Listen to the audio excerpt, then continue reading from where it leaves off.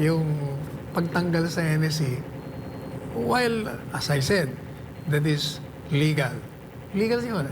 Kaya lang yung... Sa NSC lang siya pwede tanggalin ni BBM. Oo. But the BBM do not have any power to na alisin yung Office of the Vice President. Hindi pwedeng tanggalin. He has the right to choose the members thereof. But removing the Vice President, yun talagang mali yun. Kasi she will succeed to the presidency. Kaya kailangan mo talaga yung vice presidente mo.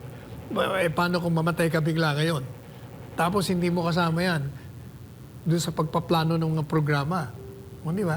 Kailangan talaga dapat ang vice president nandyan. Yung mga living president, I will, pagpalagay na natin na yung isa, matanda na, mga hindi na productive.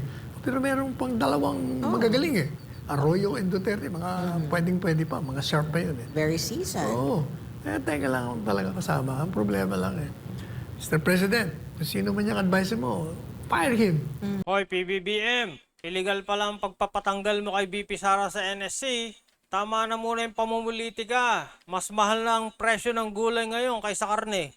20 pesos na daw ang isang pirasong kamatis ngayon. Paano na yung 20 pesos na bigas mo?